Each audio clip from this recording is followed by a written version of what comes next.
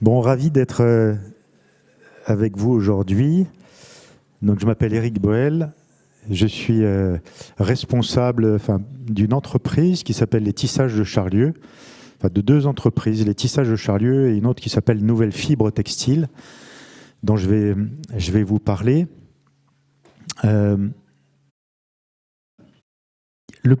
Peut-être les choses les plus importantes que je voudrais vous partager aujourd'hui.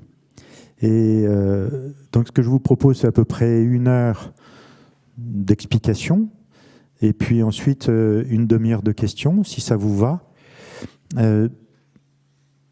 Mon souhait le plus cher, c'est de vous donner de l'énergie, de la confiance et de la volonté de créer du lien dans ce que vous ferez plus tard, dans les différents jobs que vous allez exercer. C'est vraiment ça qui m'importe. L'entreprise, vous le verrez, je vais le développer.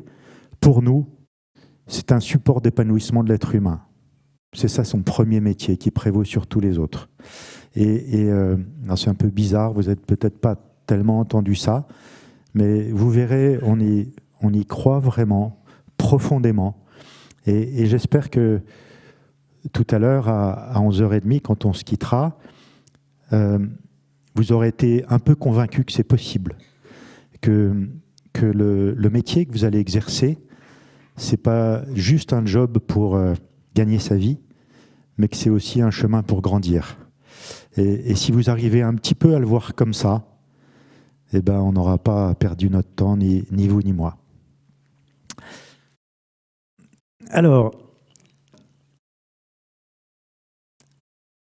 donc vous allez être responsable, cadre, dirigeant, etc. Donc ce que je vais faire, c'est que je vais vous partager un peu mon chemin de vie, non pas en aucun cas évidemment pour mettre en avant, mais c'est pour vous expliquer, pour que ce soit plus concret. Et ce chemin de vie, c'est aussi un chemin d'entreprise, puisqu'en tant que dirigeant d'entreprise, plus tard, vous, dirigeant d'entreprise ou d'équipe ou d'organisation avec des gens qui bossent avec vous, les dirigeants transforment la communauté dont ils ont la responsabilité et font que cette communauté humaine, que ce soit une équipe, une entreprise, etc., a une âme, une respiration humaine particulière. Vous le savez bien, quand vous rentrez dans un bistrot, il y a des bistrots où c'est sympa et d'autres où on ne se sent pas nécessairement très bien. Même une petite organisation a une âme, et cette âme, évidemment, elle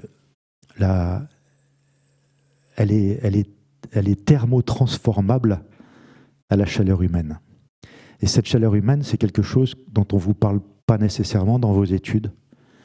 Et elle est la clé du bonheur intérieur, la clé du fait qu'on soit capable de se réaliser en réalisant quelque chose. Je vais vous poser une question,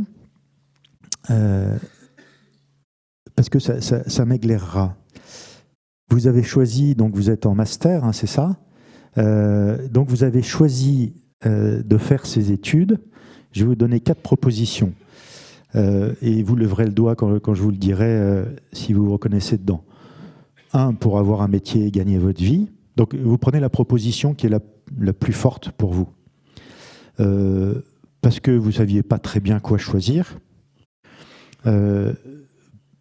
Deuxième proposition. Troisième proposition, parce que vous avez un projet. Et 4e proposition, soit vous ne savez pas, soit les 3 propositions que j'ai fait au début, c'était pas exhaustif et j'en ai oublié. Donc, ceux qui ont choisi cette formation pour avoir un métier et gagner votre vie, est-ce que vous pouvez lever le doigt? Est-ce qu'il y en a... Tiens, mademoiselle, est-ce que vous pouvez compter, grosso modo, hein, relevez le doigt, combien il y en a, et le noter sur un bout de papier? À la louche, hein.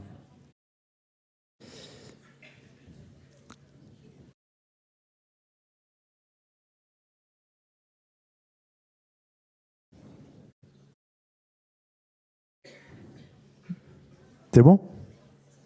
À peu près. Bon, deuxième proposition, parce que vous ne saviez pas très bien quoi choisir.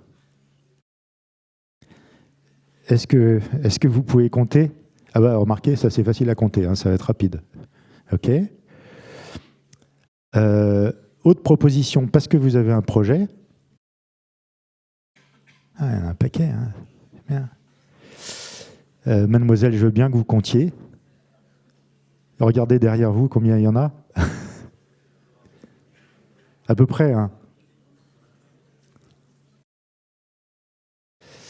Et dernière proposition, vous ne savez pas bien ou vous ne vous reconnaissez pas dans les 3 premières propositions. Bon, facile à compter, il n'y a qu'une personne. Parfait. Donc le plus nombreux, il me semble, c'est le premier, hein, de manière assez nette. Et aussi parce que vous avez un projet. Bon, c'est super. Pourquoi je vous ai posé cette question? Parce que dans ce que je vais vous raconter, notre conviction, c'est que gagner sa vie, c'est pas suffisant pour se déployer dans tout notre potentiel d'être humain. Est-ce que vous avez déjà entendu parler de cette parabole des bâtisseurs de cathédrales avec les tailleurs de pierre? Ça vous parle? Non? Bon. Au Moyen-Âge, il y a des gens qui sont en train de construire une cathédrale et il y a un journaliste qui passe et qui s'arrête et il voit un monsieur en train de tailler des pierres et il s'arrête et il lui pose la question bonjour monsieur, qu'est-ce que vous faites? Et le monsieur le regarde et lui dit je taille des pierres pour gagner ma vie et faire vivre ma famille. Et puis ensuite, il va un peu plus loin, il voit un autre monsieur qui est en train de tailler des pierres, et il lui dit bonjour monsieur, et vous, qu'est-ce que vous faites? Alors le gars lève la tête, fier, et dit moi monsieur, je suis tailleur de pierres. Il y avait un niveau de fierté important, fier de sa dextérité, de son métier. Et puis, il va un peu plus loin et il voit un autre monsieur et dit, qui taillait des pierres aussi. Et bonjour monsieur, et vous, qu'est-ce que vous faites? Alors le monsieur se lève et le regarde et lui dit, moi monsieur, je construis une cathédrale. À votre avis, lequel des 3 est capable de se déployer dans toute sa richesse d'être humain le plus? C'est une évidence, évidemment, c'est le 3e qui est aspiré par ses aspirations. Que le potentiel humain que vous avez chacun au fond de vous, vous ne pouvez pas imaginer à quel point il est colossal si vous pouvez le déployer. Je vais vous donner un exemple. Pardon, ça va être très brouillon ce que je vais faire, mais d'une manière générale, je suis très brouillon dans tout ce que je fais. Et ça n'empêche pas de diriger une entreprise, vous voyez. Et si on y met du cœur. Et un exemple vécu à l'intérieur de notre entreprise, pour vous parler de ça. Au moment des masques du Covid, donc au tissage de Charlieu, comme son nom l'indique, c'est un tissage. On a décidé, avec mon associé Antoine, de se dire, au moment où vous vous souvenez le discours d'Emmanuel Macron, c'était le lundi 16 mars 2020, au journal télévisé de 20h, où il dit « Notre pays est en guerre, donc il faut rentrer chez vous, vous protéger ». Donc toutes les écoles ont été arrêtées, la plupart des entreprises, etc., etc. Nous, le dimanche, donc le 15, on a mis un post sur les réseaux sociaux en disant « Écoutez, nous, on a un tissage, il n'y a plus de masques, hein, les masques, ils venaient tous de Chine. Donc, on va essayer de dépanner la population en faisant des masques. On n'en a jamais fait, mais on va essayer de le faire. » Le post, alors nous, on est une boîte industrielle, donc on n'est pas du tout réseau social, on n'y connaît rien. On a On ne fait pas trop de publications. Les industriels, on est toujours de très mauvais en communication. Notre métier, c'est de produire. Le lundi ou le mardi, il y avait eu 2 millions de vues sur le post qu'on avait fait. Le lundi matin, on est un quart de personnes pour répondre au téléphone chez nous. Il fallait qu'on soit 8 pour répondre au téléphone, tellement on avait des appels de partout pour avoir des masques, puis personne n'en avait. Les hôpitaux, les maisons de retraite, etc. Le 17, donc on fabrique des masques. C'était l'armée, le président de la République avait confié à l'armée, puisqu'il disait que le pays était en guerre, de normer et de valider le fait qu'un masque soit bon et filtre suffisamment les microbes et les virus, etc. Donc on emmène les masques à Paris, à la Direction Générale de l'Armement, le lundi, et ils nous disent vous avez 2 couches, il faudrait mettre une 3e couche. Donc le mardi matin, on met une 3e couche. On est inondé d'appels. On a le Léon Bérard, vous savez, le centre anticancéreux qui nous appelle. C'est un médecin qui est chef de cet établissement. Le syndicat, la fédération professionnelle qui dit non, c'est interdit de faire des masques parce que c'est des trucs normés. Vous allez aller en prison si vous faites des masques alors qu'il n'y a pas encore de normes sur les masques en tissu, je ne sais pas quoi. Bon. Et nous, on se dit, on a 60 métiers à tisser, on peut dépanner. Donc, on a le patron du centre anticancéreux qui nous dit, attendez, on s'en fout des normes. De toute façon, pas de masque non normé, c'est mieux que pas de masque du tout. Nous, nos patients cancéreux, ils vont tous mourir avec ce Covid. Donc, même si le masque n'est pas encore aux normes, on préfère en avoir. Livrez-nous. Si vous pouvez me livrer demain, vraiment. On en a besoin. Enfin, c'était des cris de... Souvenez-vous, remettez-vous 5 minutes en tête ce qu'on vivait à ce moment-là. Plein de gens qui mouraient dans les hôpitaux. C'était stressant. Le 17 mars à 17h, avec Antoine, on se dit, qu'est-ce qu'on fait? On met en production ou pas? Bon, a priori, on n'a pas le droit, pas normé. Allez, on y va quand même. On va dépanner les gens, on y va.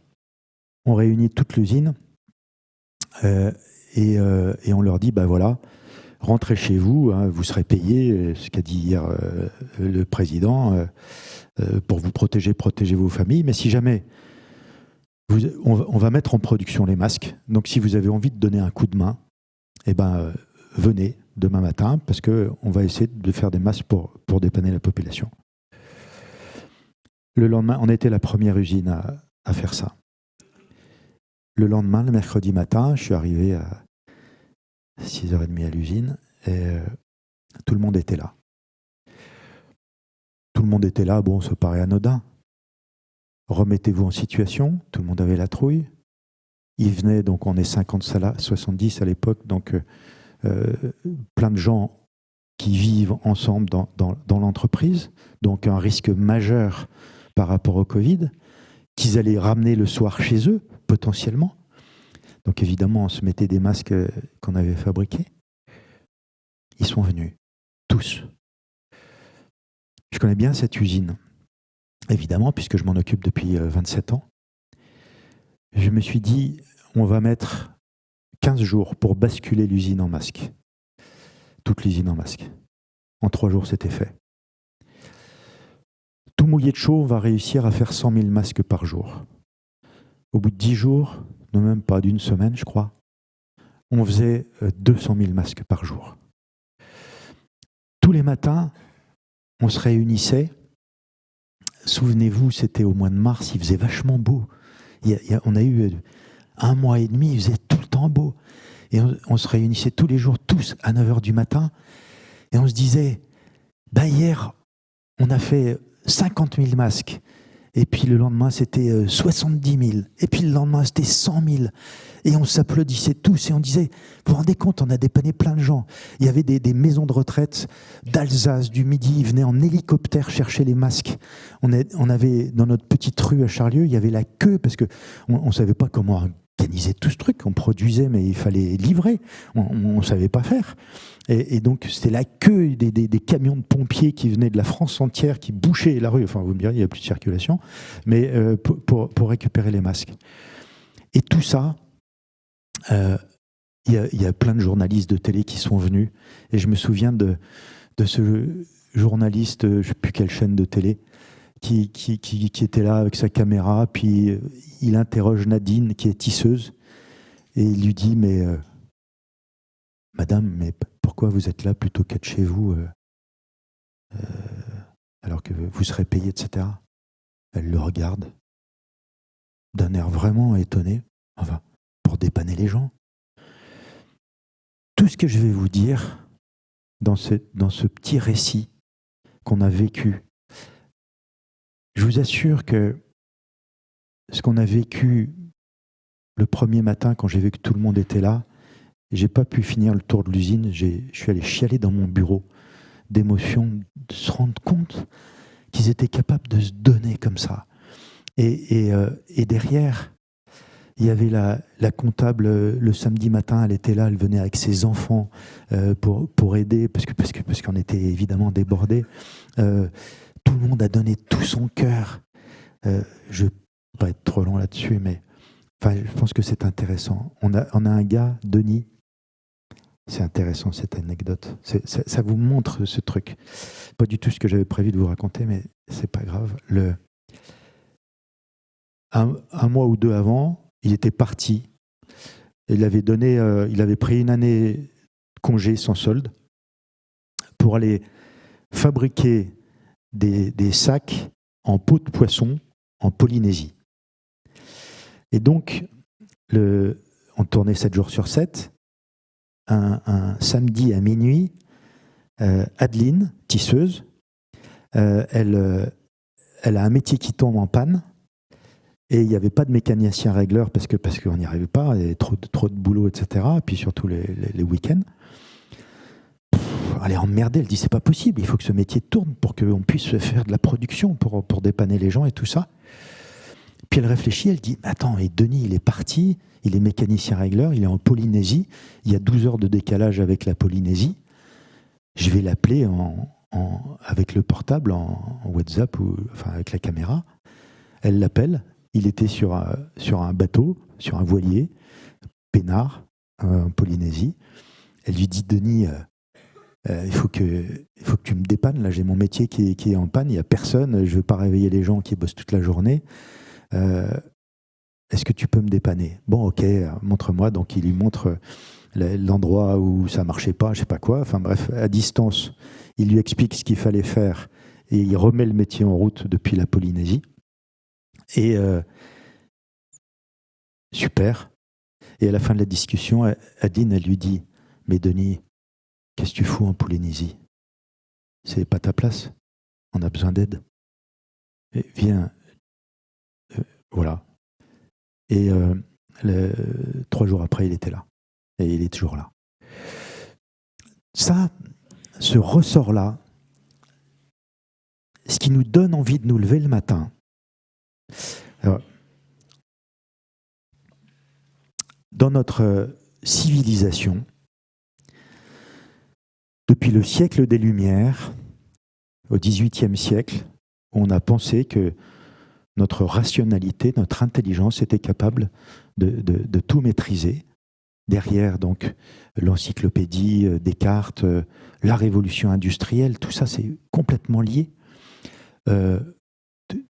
Toute cette construction aussi d'universités, d'écoles, etc., toute cette révolution industrielle, numérique, etc., tout ce qu'on est en train de vivre, c'est une civilisation avec une prééminence de l'intelligence. Si vous remontez dans vos études, depuis la plus petite école, les plus petites classes, dans les écoles, on s'occupe de muscler notre intelligence. C'est vachement bien, puisque l'intelligence est évidemment très utile. Mais qu'est-ce qui vous donne envie de vous lever le matin? Est-ce que c'est votre intelligence ou est-ce que c'est votre cœur? Et on aime bien, je vous dirai aussi cette citation, elle reviendra dans une description de notre entreprise. cette citation de Victor Hugo qui est vraiment très illustrante de ce que je suis en train de vous dire. L'intelligence se nourrit de ce qu'elle reçoit et le cœur de ce qu'il donne. Quand on fait quelque chose d'utile, quand on fait quelque chose qui fait du bien, ça nous donne envie de nous lever le matin parce qu'on se dit bah, ça vaut la peine. Ce que je vais faire aujourd'hui, ça vaut la peine. Et notre intelligence, finalement, elle est au service de ce moteur qui est le cœur pour mettre en œuvre, pour dire bah ouais, y a tel problème, il faut le régler, telle chose à construire, etc. L'intelligence, c'est un outil. Le moteur, c'est le cœur. C'est aussi une finalité. C'est la source et la finalité de notre motivation. Et l'entreprise, qui est une communauté humaine, pourquoi elle ne serait pas régie par ça? Évidemment qu'elle est régie par ça. Tout ce que je suis en train de vous dire, c'est pas propre à nous, pas propre à l'entreprise, pas propre à des Français, à des Vietnamiens ou à des Congolais. C'est les ressorts de l'humanité. Donc, on a cette civilisation, depuis le siècle des Lumières, on a oublié qu'effectivement, le moteur, c'était le cœur. Et dans votre travail que vous allez avoir, dans les entreprises dans lesquelles vous allez travailler, tout ça est fondamental. Il faut qu'on retrouve cette force-là, cette chaleur humaine, cette volonté de faire du bien qui nous nourrit, nous et les équipes dont on a la responsabilité pour grandir ensemble et faire des choses de faire de belles choses.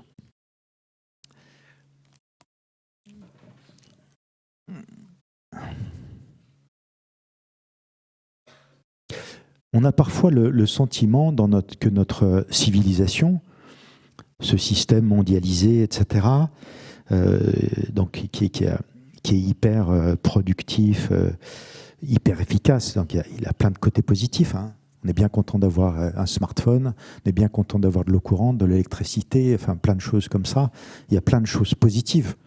Mais notre monde, cette civilisation industrielle, consumériste, etc., pas tellement ce mot, mais peu importe, enfin, vous voyez bien de quoi je veux parler, sa finalité, en tout cas dans le monde de l'entreprise, c'est l'efficience.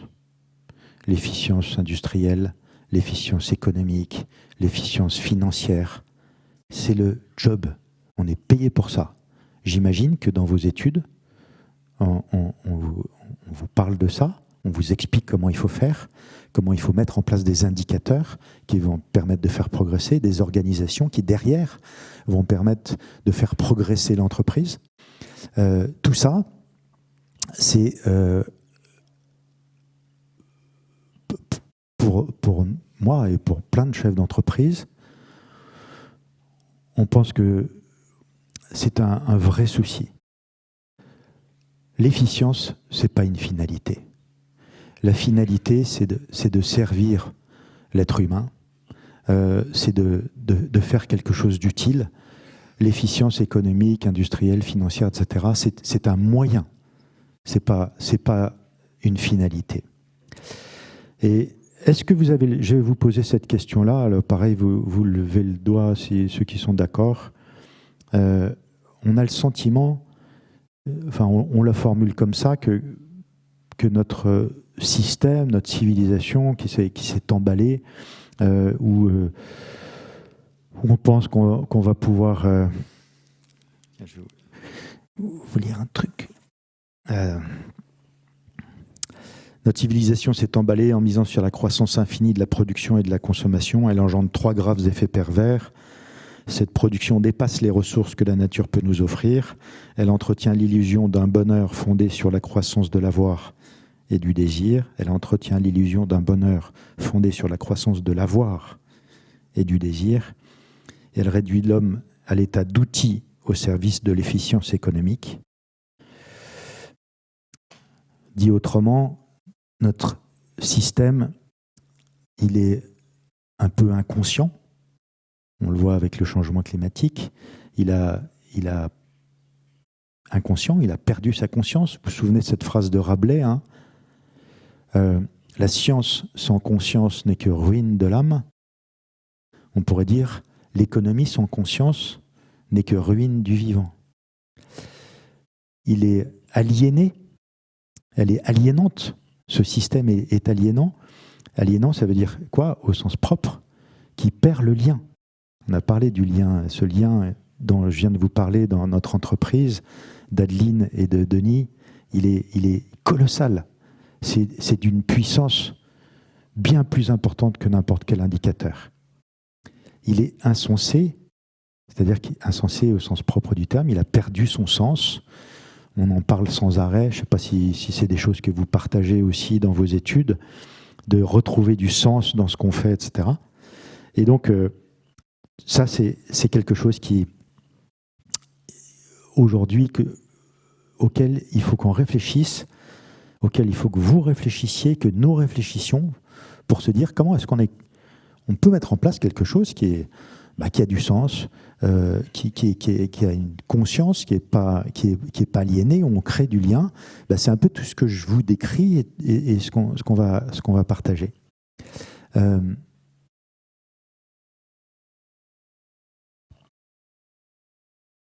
Oui, je vais vous poser une question. Est-ce que vous pensez que vous êtes d'accord avec ce que je viens de vous dire ou pas trop? Amélie m'a partagé que vous en avez un peu marre globalement de toute cette pression sur le changement climatique qui est plombant, etc. Donc de cette vision de notre civilisation, est-ce que vous êtes plutôt d'accord ou pas trop? Ceux qui sont d'accord, levez la main. Pas beaucoup, hein. Et puis les petites mains, pas comme ça. D'accord. Ok. Pas beaucoup. Donc la plupart, vous pensez que c'est pas tout à fait le cas. C'est pas tout à fait comme ça. Ok. Bon. D'accord. Alors, je vais être concret. On va parler de l'entreprise.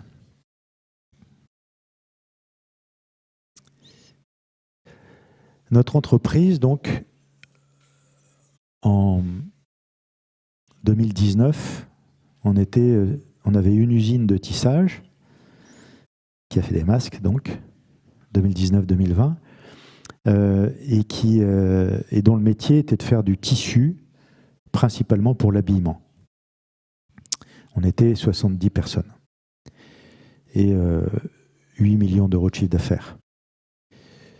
Aujourd'hui, on a 7 usines, 165 salariés et on a multiplié par 3 le chiffre d'affaires depuis 2019. Donc tout ce que je vous raconte,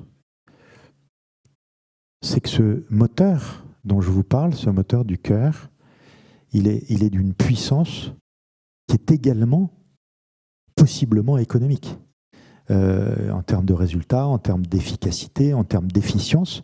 C'est pas parce que le cœur et le business sont pas incompatibles.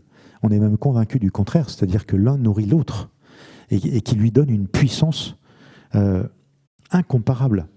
Parce que tout simplement, effectivement, on entraîne tout le monde. Les clients, les fournisseurs, évidemment les collaborateurs, etc. Et donc cette entreprise, aujourd'hui, je vous raconte un petit peu comment on en est arrivé là.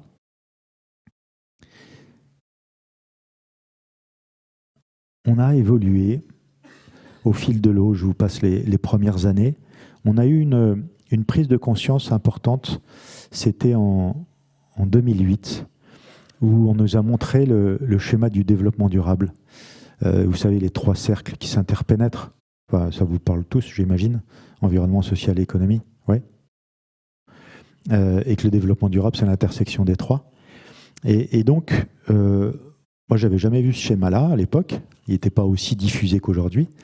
Et on passait des normes pour faire du tissu pour siège d'avion. Il y avait un consultant aéronautique qui nous aidait à préparer cette normalisation. Et donc, il nous montre ce schéma-là. Et juste avant, j'avais vu les schémas d'Al Gore. Je ne sais pas si ça vous parle. Al Gore, ancien vice-président des États-Unis, qui avait alerté sur le réchauffement climatique en montrant les courbes des carottes de glace qu'on puise dans l'Antarctique et qui montre qu'effectivement la courbe de l'augmentation de CO2 et la courbe des températures sont exactement les mêmes. Elles sont superposables avec un historique de 800 000 ans. Et donc, comme on est en train, comme on a multiplié par 4 ou 5, je crois, le plus haut niveau de CO2 de ces 800 000 dernières années, donc c'est écrit, on est en train de vivre ce que vous connaissez bien.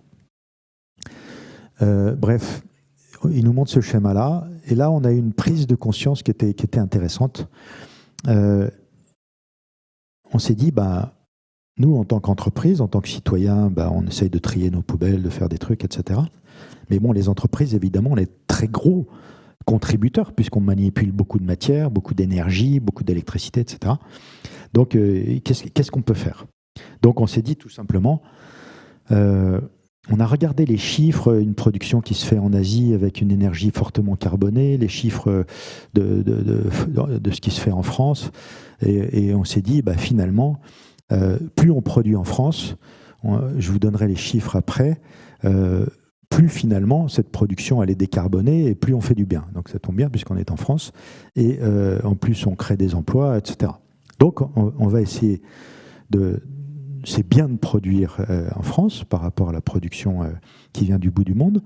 Et de deux, on va essayer, donc dans le tissage, la matière entrante chez nous, c'est du fil. Donc on va essayer de faire des fils biologiques, recyclés ou des fibres issues de l'agriculture française.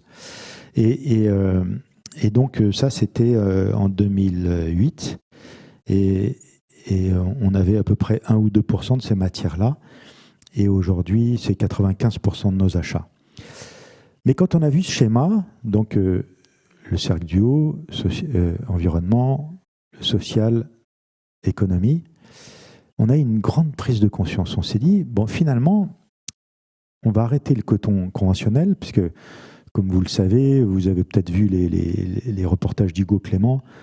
Pour info d'ailleurs, on est passé sur le reportage d'Hugo Clément lundi soir, là, sur notre usine d'Amplepuis, et de Charlieu aussi, sur les solutions au recyclage qui existent. Et bref, donc on s'est dit on va acheter du coton bio. Donc le coton, c'est 2,5% des surfaces cultivées de la planète et 25% des pesticides et herbicides déversés sur la planète. Donc on s'est dit on va arrêter de mettre des pesticides en achetant du coton bio, donc c'est bien. Oui, c'est bien, si ce n'est que si le coton il est ramassé dans les champs par des enfants de 6 ans, c'est bien au niveau environnemental, mais c'est pourri au niveau social. Donc, on est certifié GOTS, Global Organic Textile Standard, qui va checker toutes les étapes de fabrication jusqu'à la production jusqu'au coton culteur, pour se rendre compte si chacun peut vivre dignement de ce travail, s'il n'y a pas de travail d'enfant, etc. Et aussi que c'est biologique. Donc, on s'est dit, c'est bon, on a fait le boulot au niveau social. Aussi, donc environnement, c'est OK. Au niveau social, c'est OK. Donc on s'est dit, tout va bien. Pas tout à fait. Parce que si le tissu qu'on fait, il vaut 3 fois le prix que le marché va accepter, on ne va pas en vendre un mètre, donc ce n'est pas du développement durable. C'est un truc associatif, un engagement, mais ce n'est pas du développement durable. Donc il faut bien qu'on ait aussi cette capacité de vendre le produit, qui soit accessible au marché et qu'on puisse avoir un business qui se fait autour de ça. Et en même temps, je ne sais pas pourquoi, on relisait la définition de Milton Friedman, le prix Nobel de l'économie, que vous connaissez, j'imagine, qui disait « Le capitalisme est basé sur l'entreprise et le métier de l'entreprise, c'est de faire du profit avec comme contrainte de respecter la loi. » Nous, honnêtement, on ne se reconnaît pas du tout dans cette définition, qui est hyper brutale.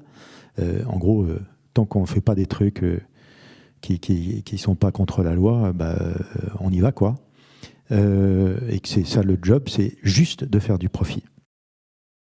Et donc, on s'est donné cette définition. Non, finalement, le job d'une entreprise durable, c'est quoi? C'est de faire un produit ou un service qui est le plus respectueux possible de l'environnement, donc on vient de le voir, le cercle environnement, le plus respectueux possible de l'être humain, le social, et qui est accessible aux clients, puisque le métier de l'entreprise, évidemment, c'est de servir ses clients, avec cette idée, finalement, que le profit, il est sain, et que le job du profit, c'est pas le profit en tant que tel, mais que c'est un outil de pérennisation de cette entreprise. Et donc, ça nous a guidés depuis 2008, et on est devenu, Tissage de Charlieu, si vous regardez sur Internet, une entreprise de textile un peu emblématique du développement durable développé dans notre pays, avec ce que je vais vous raconter par la suite. Ça, c'était une première étape. Cette première étape, elle nous a conduit aussi au niveau management. Vous avez entendu parler de l'entreprise libérée? Ouais, vous avez eu des cours là-dessus? Non, pas spécialement? Ok. Bon. Ce que je vous propose, et il est 11h moins 20, c'est long ce que je vous raconte, peut-être que vous en avez marre. S'il y en a qui veulent poser des questions au milieu, ne vous gênez pas, hein, je reprendrai le fil après. Donc, première étape, on fait ça. On engage notre entreprise dans une démarche de libération.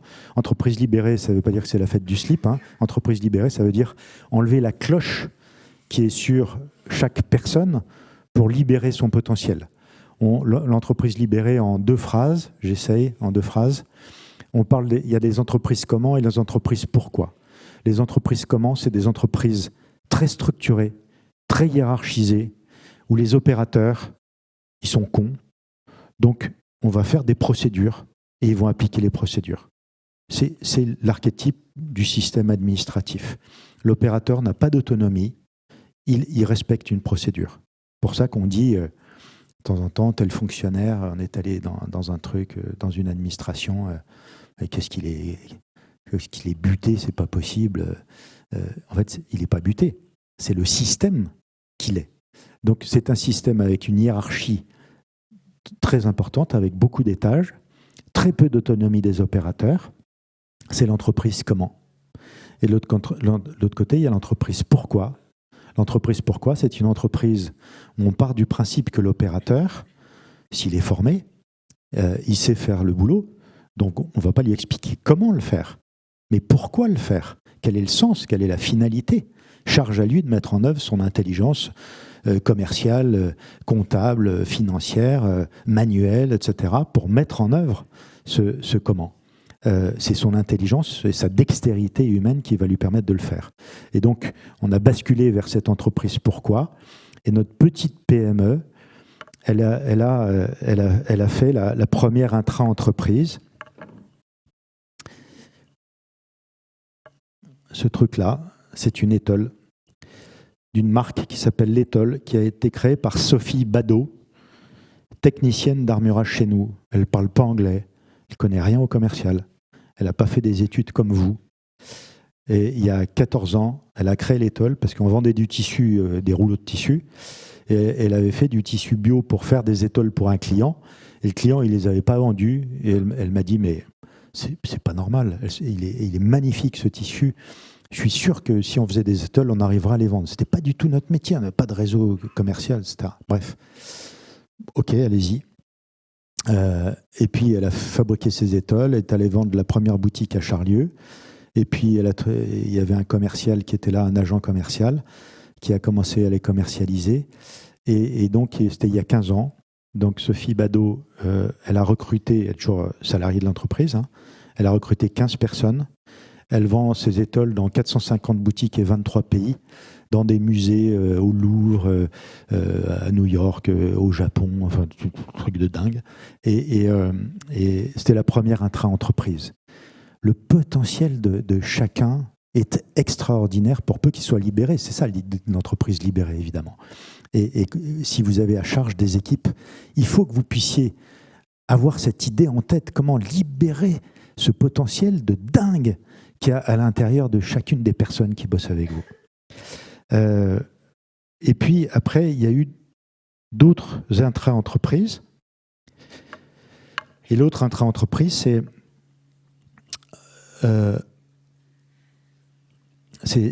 les sacs. Mais je vais peut-être vous parler de la philosophie de l'entreprise avant et un peu comment ça se construit.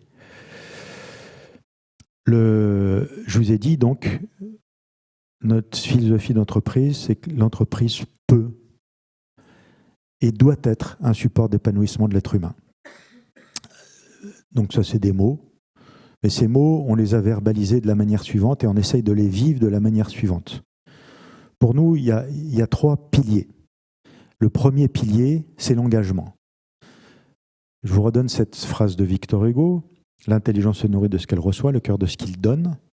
Donc, on pense que notre entreprise, elle ne peut pas se déployer et vivre bien et de manière efficace si chacun ne se lève pas le matin en se disant « ça vaut la peine de se lever ce matin pour aller travailler dans cette entreprise ».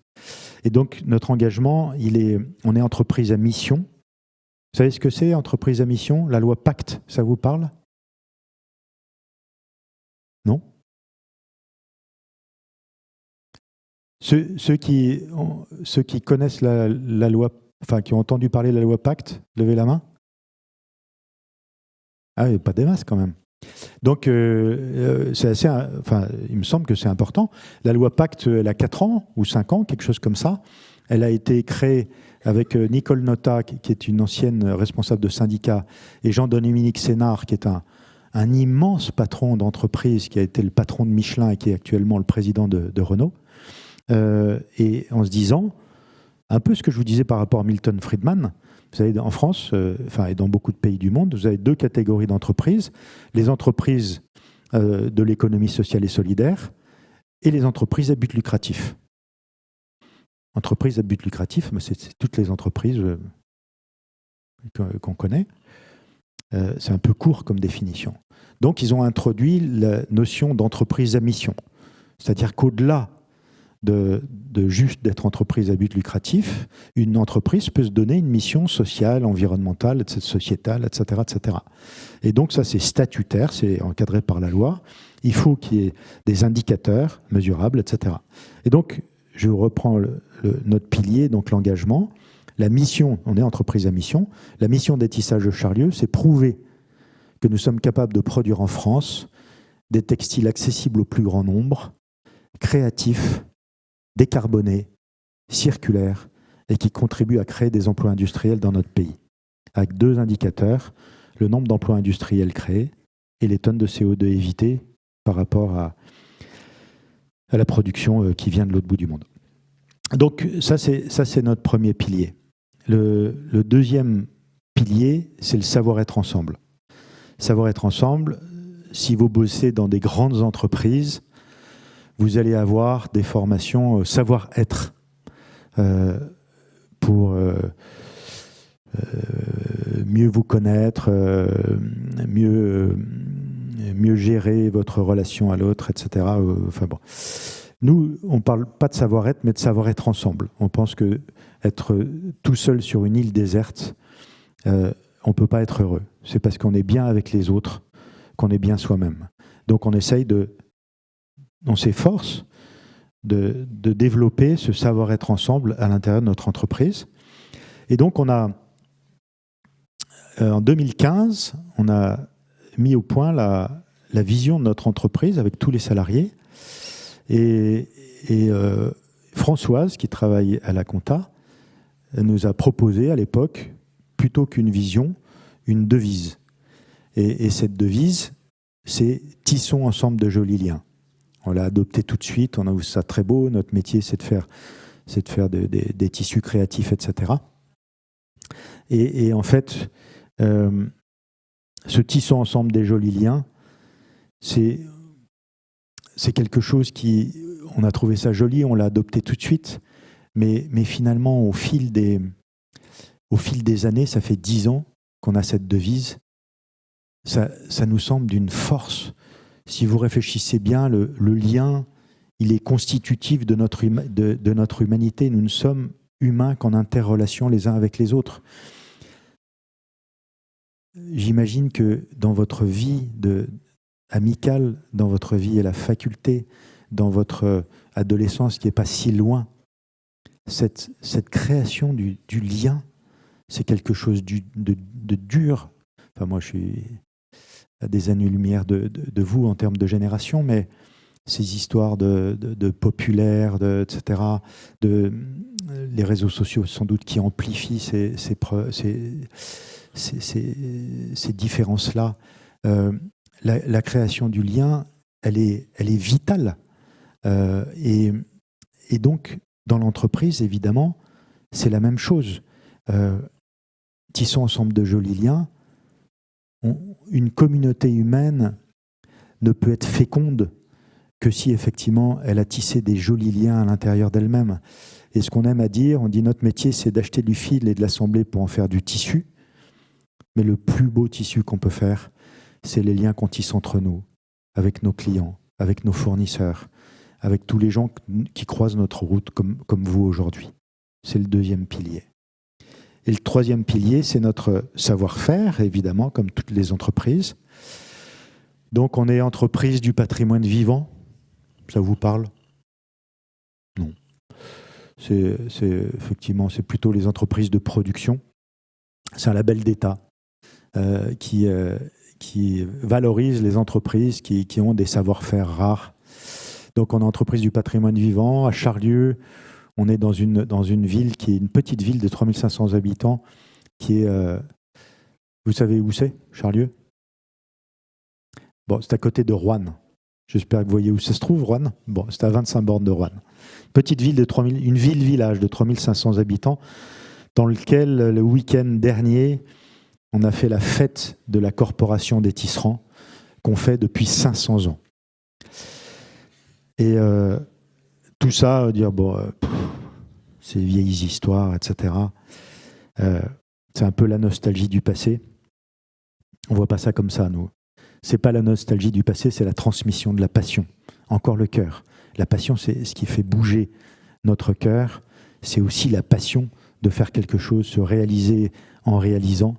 Et tout ça, évidemment, c'est la fierté de notre métier. C'est l'histoire du tailleur de pierre qui construit une cathédrale plutôt que juste d'avoir un chèque à la fin du mois pour nourrir sa famille, même si c'est évidemment vital. Ça suffit pas pour nourrir un être humain. Et par-dessus tout, en chapeau, donc les trois piliers, l'engagement, le savoir-être ensemble et le savoir-faire, cette fierté de se dire qu'on est capable de produire ce que nous consommons dans notre pays. C'est aussi une grande fierté, et je vous rappelle cette mission, prouver que nous sommes capables de produire des textiles accessibles au plus grand nombre, créatifs, décarbonés, etc. On a...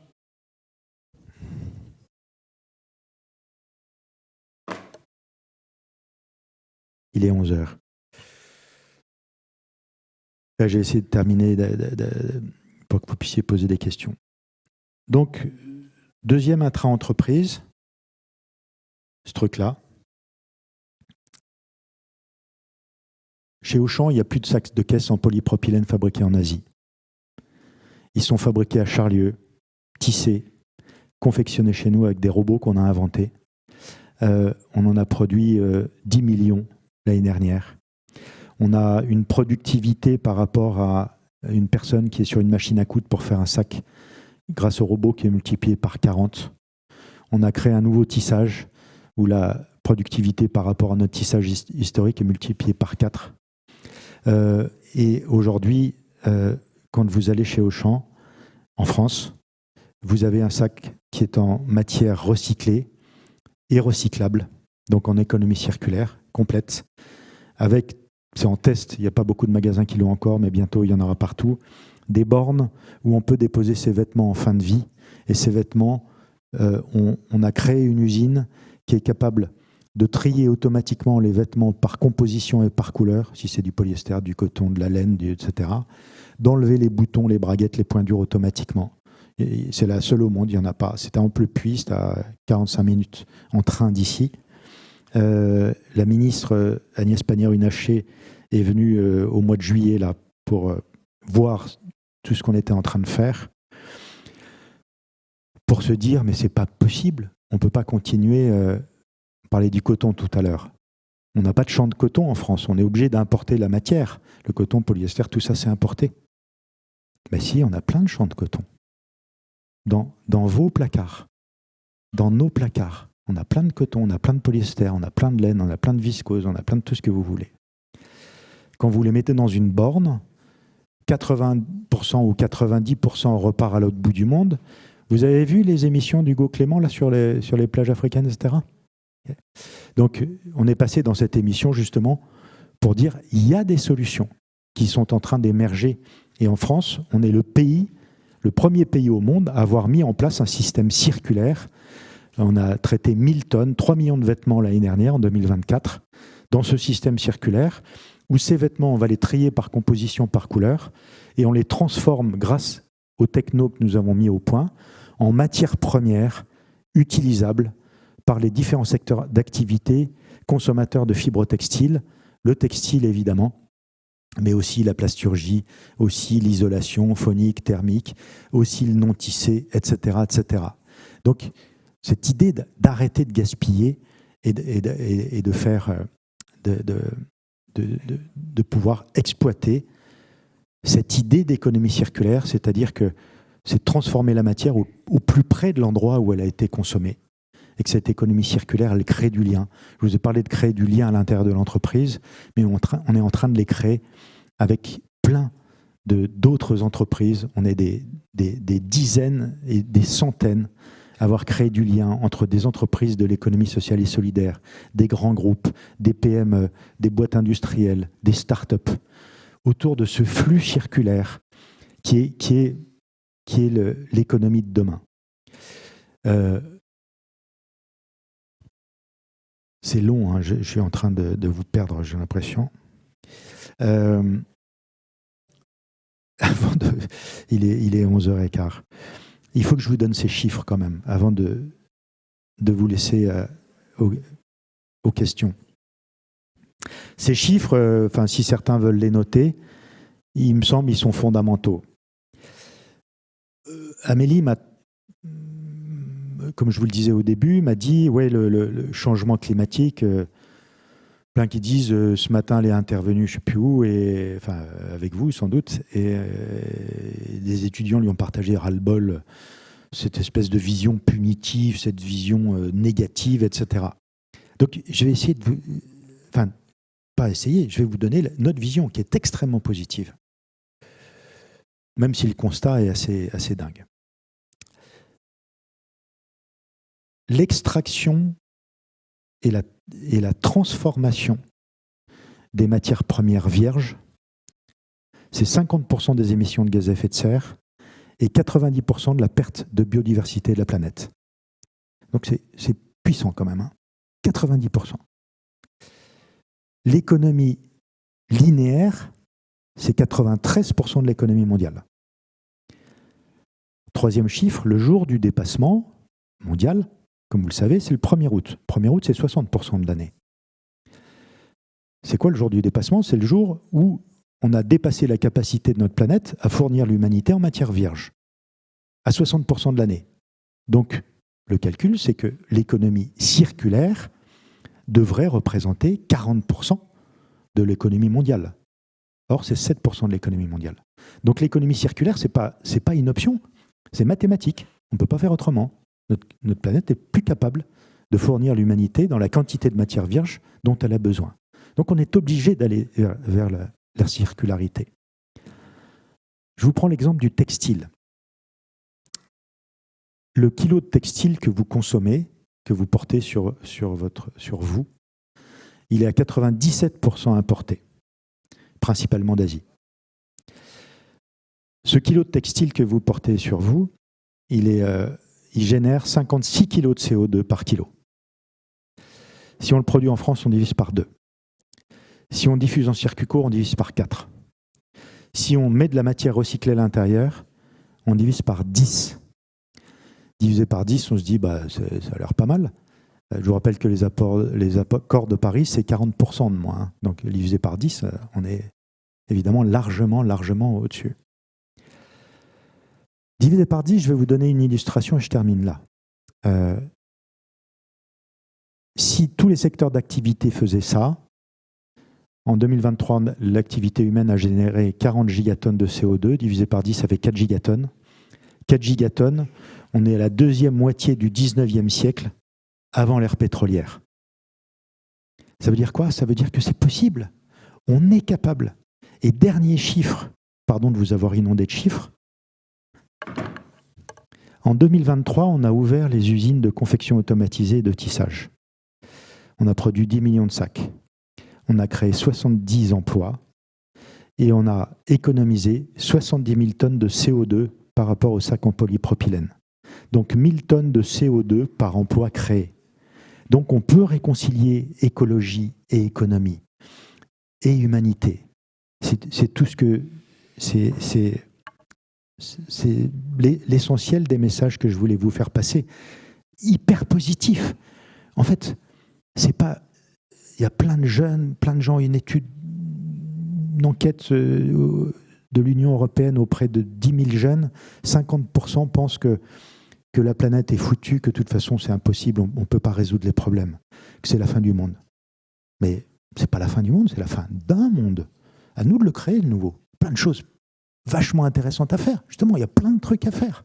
Et il y a des moyens, c'est ce que je viens de vous expliquer, très concrets. On crée des emplois, on décarbone, on essaye de se faire du bien ensemble, les uns les autres, à se réaliser en réalisant que l'entreprise est un chemin pour grandir.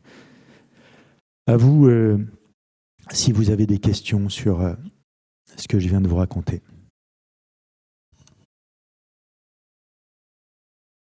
Ah ben non, il est 11h. Non, il est 11h, j'ai cru qu'il était 11h15. Pile poil. Bon, j'ai l'impression que ça en a endormi pas mal.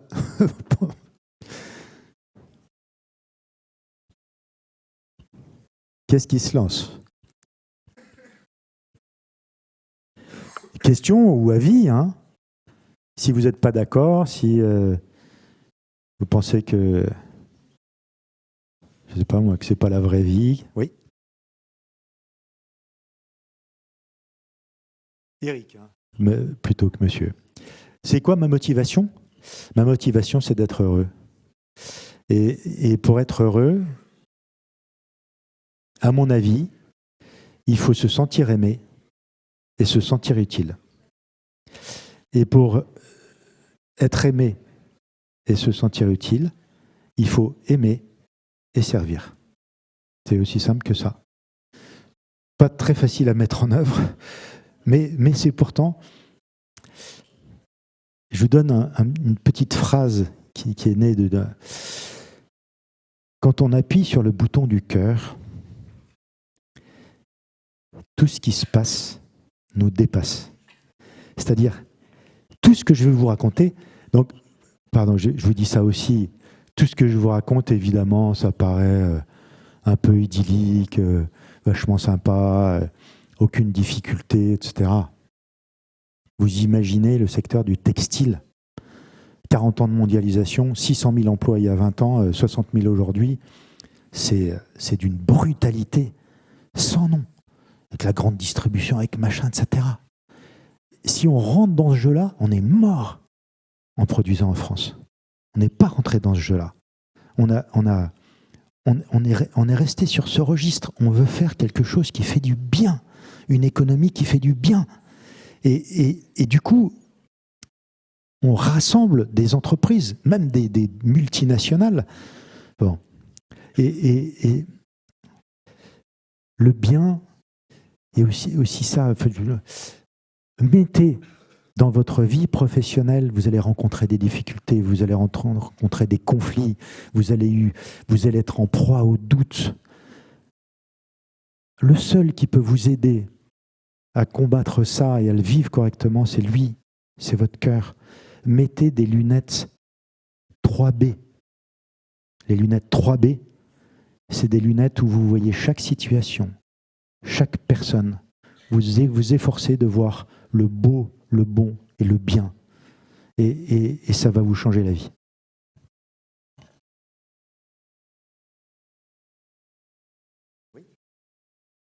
Heureusement qu'il y a des filles pour poser des questions. Hein. Vous avez eu cette vision-là dès le début. Ah, pardon. Est-ce que vous avez eu cette vision-là dès le début, dès que vous avez lancé cette... Non, pas du tout. Évidemment que le développement d'une entreprise, c'est comme un développement humain. Il faut du temps. On mature. Enfin, vous découvrez pas la vie, bien sûr, mais un peu quand même. Un peu quand même. En tout cas, la vie professionnelle, vous allez la découvrir. Et elle est riche. Elle est pleine de choses passionnantes à faire. Elle est confrontante. Elle est brutale parfois. Mais c'est ça qui nous fait grandir.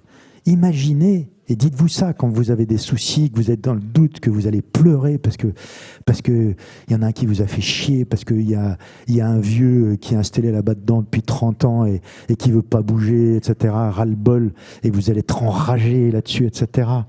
Dites-vous que chaque fois que vous avez un problème de cette nature-là, ou quel qu'il soit, c'est une opportunité pour grandir. Et que c'est les confrontations qui nous font grandir. Imaginez-vous une vie lisse, sans aucun problème, jamais. Mais au secours, on va se faire chier, je suis sûr qu'on se suicide. C'est pas possible. C'est la confrontation qui nous fait grandir.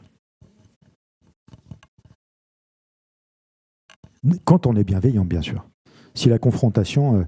la seule manière de déconnecter les conflits, c'est les 3B. Hein. C'est la lunette 3B. Si on est dans le rapport de force, le conflit, il va grimper. C'est surtout pas ça. Le seul antidote au conflit, à la haine, à ce genre de difficultés relationnelles, effectivement, c'est d'essayer de trouver à l'intérieur de ce que veut l'autre, pourquoi il le veut, sa motivation profonde, et de le déconnecter par la bienveillance.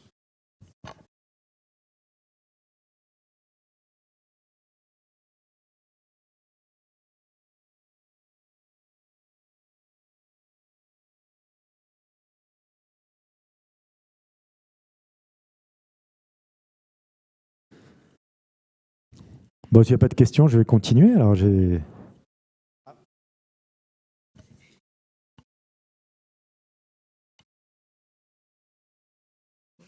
me permets. Dans quel autre secteur vous pensez qu'on peut affilier du coup économie et écologie de cette façon-là? C'est 100% des secteurs. Ce que je vous ai partagé, c'est une expérience. Quel que soit le boulot, que ce soit du service, de l'industrie, tout ce que vous voulez, tout ce que je vous ai dit, les ressorts, vous avez bien compris que ces ressorts-là, ils sont universels. Le ressort de l'humanité, du lien, de l'engagement, tout ça, c'est pas propre au textile, évidemment. Hein. C'est juste, je vous ai donné un exemple applicatif. C'est valable partout, y compris dans vos familles, y compris dans les familles que vous allez créer, évidemment. Le lien, tissons ensemble de jolis liens. Évidemment, c'est adapté à notre métier parce qu'on a fait des tissus créatifs. Mais évidemment que tissons ensemble de jolis liens, c'est valable partout, en amitié, dans nos familles, etc.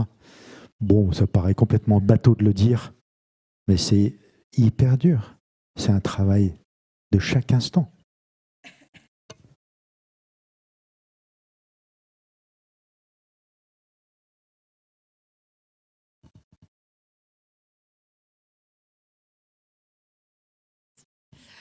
Alors, comment est-ce que vous avez concrètement mis des actions en place pour aider à tisser des liens justement entre les personnes qui composent votre entreprise, et comment vous avez aussi mobilisé les personnes qui composent votre entreprise vers le changement?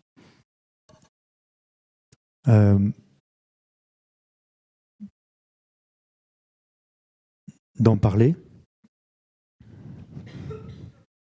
Je vais vous donner un autre tuyau fondamental. Quand vous allez manager des équipes, si vous projetez et vous vivez, vous projetez sur vos équipes vos angoisses et votre peur de l'avenir, c'est catastrophique. Même si vous ne le verbalisez pas, en fait, cette intelligence du cœur, elle est ressentie par tout le monde. Et ça va créer l'inverse de la confiance. L'inverse de la confiance, c'est la défiance. Peur de l'avenir, peur de l'autre, et même inconfort soi-même. C'est ultra délétère. Donc en tant que cadre, je vais vous donner un autre exemple qui est assez illustrant. En tant que cadre ou dirigeant, vous devez profondément vous conditionner pour vous dire ma vision du monde, elle est bâtie sur la confiance et l'espérance. Et ça aussi, ça va être ressenti. Je vous donne un exemple. On était à la soirée de remise des prix de l'ITEC, l'école d'ingénieurs textiles de Lyon, il y a quelques années. Il y avait Nicolas Vanier. Ça vous parle, Nicolas Vanier ? C'est un aventurier qui a été beaucoup au Canada. Il a traversé le Canada avec des chiens de traîneau, premier à faire ça dans un temps record, je ne sais pas quoi.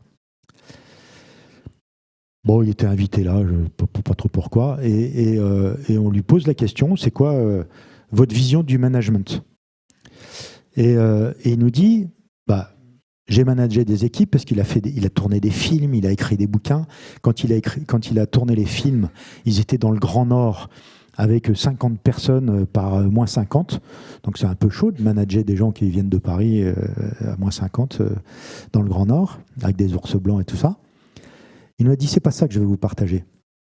Quand j'ai fait le traversée donc Pacifique, Atlantique, avec les chiens de traîneau, à l'époque, il n'y avait pas Internet, tous les moyens de com, etc. Il faisait pas très froid, donc la neige était collante. Donc, du coup, j'ai perdu du temps. Et puis, comme la neige était lourde, c'était plus dur, donc je marchais sans arrêt, j'étais épuisé, j'en pouvais plus. Et puis, tous les jours, je voyais qu'on prenait du retard. Et donc, j'avais pas le moral, etc. Et puis, et les chiens, ils n'avaient pas le moral aussi, donc je ne sais pas combien, il y a 12 chiens. Bref, ils étaient tous déprimés. Et puis, un jour, on voit la tour de contrôle je crois que ça s'appelle Churchill, la ville qui est au milieu du Canada, dans le Grand Nord canadien. Et en fait, il regarde sur sa carte et il s'était gouré dans son point et il était en avance en fait par rapport à ce qu'il pensait. Et il avait 2 ou 3 jours d'avance. Donc, en fait, c'était possible d'atteindre le défi qui s'était lancé. Et il nous raconte ça. Il nous dit, quand j'ai vu ça, j'étais sur mon traîneau, les chiens sont devant, ils ne me voient pas, puisque je suis derrière eux. Et ils se sont mis à avancer 2 fois plus vite. Uniquement parce que lui avait retrouvé le moral, la pêche, l'idée qu'il allait y arriver. Donc dans votre métier, ça, c'est fondamental. Il faut que vous gardiez cette flamme de se dire, quoi qu'il arrive, c'est possible. Quelle que soit l'adversité, on peut y arriver, c'est possible. Donc après les exemples, il y en a plein. Par exemple, il y a plusieurs, enfin 1 ou 2 personnes auxquelles je pense qui étaient vraiment compliquées à gérer, qui étaient vraiment qui sont partis de l'entreprise en disant ras-le-bol, etc. Donc partis 6 mois, etc. Et puis qui reviennent, etc. Bon, qu'est-ce qu'on fait avec elles ? Les équipes en ont ras-le-bol, ils n'en peuvent plus de vivre des sauts émotionnels permanents de ces personnes. Et donc la grande question, qu'est-ce qu'on fait ? Quand ils redemandent de venir bosser ici, on dit oui, on dit non, comment on fait ? Et on s'est toujours dit, ça fait longtemps qu'ils sont chez nous, donc ils sont avec nous, on est dans le même bateau. Donc si quelqu'un a un problème ponctuel, il est avec nous sur le bateau, on ne le jette pas par-dessus bord. On est tous ensemble. Et on reste ensemble, quoi qu'il arrive. Et ça, je pense que c'est des choses importantes. C'est-à-dire qu'on se dit, on est dans une communauté humaine en qui on peut avoir confiance. Le lien, c'est basé sur la confiance. La confiance, c'est la clé de la relation humaine. La confiance, la transparence, etc. On donne les chiffres de manière très transparente, tous les 6 mois. Tout le monde est au courant de tout. Et puis, et dernier point, je ne vais pas être trop long à chaque réponse, pardon.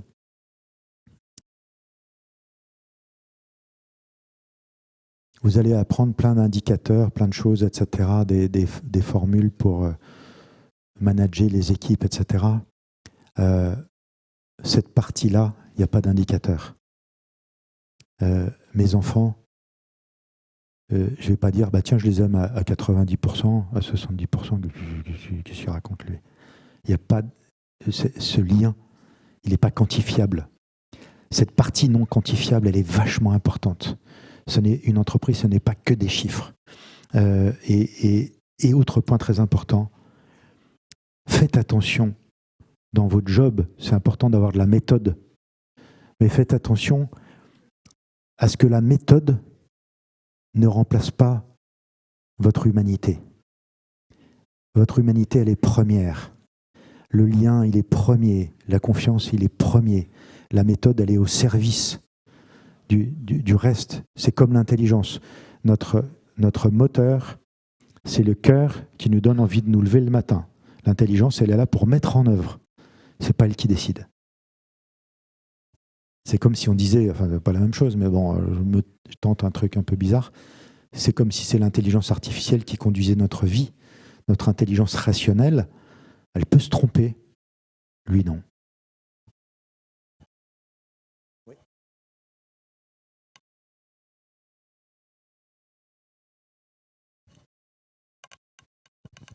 Merci. Est-ce que c'est pas difficile, au fur et à mesure que votre entreprise elle grandit, donc là vous êtes 165, c'est ça, de perpétuer cette vision de votre entreprise et tout ce management vertueux? Ouais, très, très, très juste, hein, très bonne question. C'est effectivement, il y a un Japonais dont je me souviens plus le nom qui a écrit un bouquin que je vous conseille, mais qui est plus réédité, mais vous pouvez peut-être le trouver d'occasion. Il est remarquable, qui s'appelle Bunsha, B-U-N-S-H-A. Ça veut dire multiplication cellulaire en japonais. Il a plus de 10 000 salariés, mais il n'y a pas une entreprise qui a plus de 60 salariés. Ça répond à votre question.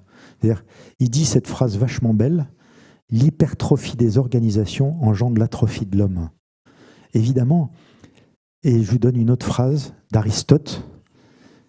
Aristote, 4e siècle avant Jésus-Christ, il y avait 50% de la population, c'était des esclaves. La définition de l'esclave, c'est celui qui ne connaît pas la finalité de son travail. Évidemment, plus les organisations sont grandes, et plus on peut se sentir être un numéro, un pion au milieu d'un système. Et si c'est le cas, c'est un peu brutal, hein, ce que je vais dire, on est un esclave. Et ce n'est pas le but. Si on est esclave, je ne suis pas sûr que... On doit pouvoir être heureux, mais c'est quand même un peu plus compliqué, quoi. Je ne suis pas sûr qu'on soit capable de se déployer dans toute sa générosité d'être humain, et c'est bien ça dont il est question. Oui, c'est dur pour répondre à ce que vous venez de dire. J'espère que ce sera le cas. Encore une fois, le but de l'opération, ce n'est pas qu'on grossisse, c'est qu'on grandisse.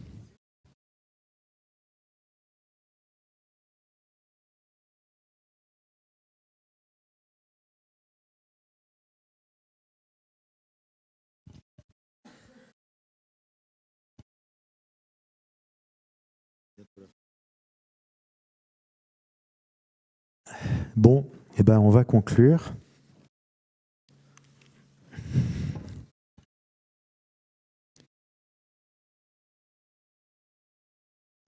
Qu'est-ce que j'ai oublié ?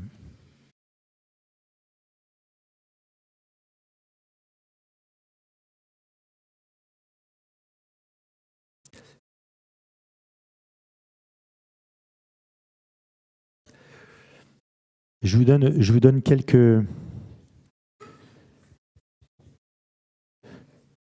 une citation que je ne vous ai pas dite non plus. Je ne sais pas de qui elle est.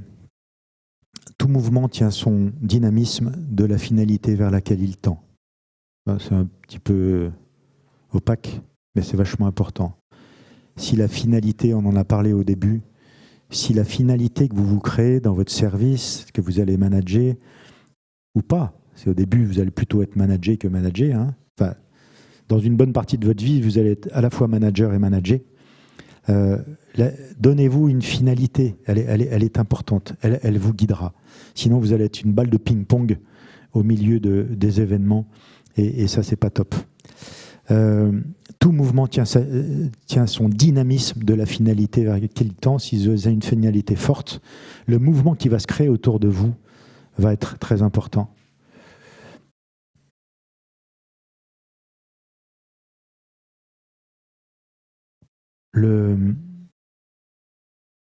Est-ce que, je vous pose aussi une question, vous allez lever la main, est-ce que vous pensez que vous allez pouvoir contribuer, est-ce que vous pensez que ce monde, il faut le changer, ou ça va bien un peu comme ça, etc.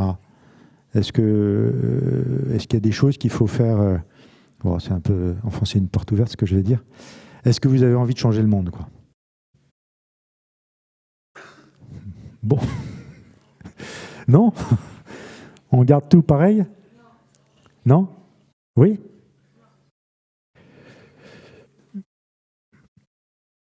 Ce que je vous ai dit depuis tout à l'heure, la chaleur humaine, la confiance, le lien, c'est le levain qui est capable de changer le monde. Le levain, vous savez, on met une petite pincée de rien du tout et ça peut faire monter des kilos de pâtes. Donc on n'a pas besoin d'être nombreux pour enclencher ce mouvement-là qui fait lever cette patte positive qui permet effectivement de changer le monde. Et une fois une réunion, une table ronde, etc., le journaliste nous demandait, mais enfin, comment ça se fait qu'au tissage de Charlieu, avec la mondialisation, avec le textile qui se développe en Asie de manière phénoménale, avec Chine, avec Primark, avec tout ça, comment ça se fait que vous êtes encore là? Et donc, enfin, c'était cette réponse collective qu'on a donnée, parce que nous avons choisi ensemble, toute l'entreprise, d'écouter nos cœurs plutôt que nos peurs, de servir plutôt que de nous protéger, de nous unir plutôt que de nous réfugier dans notre individualisme, et de donner notre travail, notre générosité, notre temps au service de ce à quoi nous croyons, c'est-à-dire la mission que je vous ai donnée tout à l'heure. C'est juste ça qui a fait les différences, et c'est juste ça qui fait que dans le travail que vous aurez plus tard, si vous avez gardé un tout petit peu de ce que je viens de vous partager, peut-être que ça peut, enfin c'est même sûr, ça embellira non seulement votre vie professionnelle, mais celle des gens qui sont autour de vous.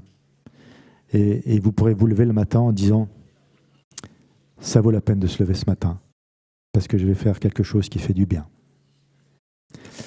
Voilà, merci à vous de votre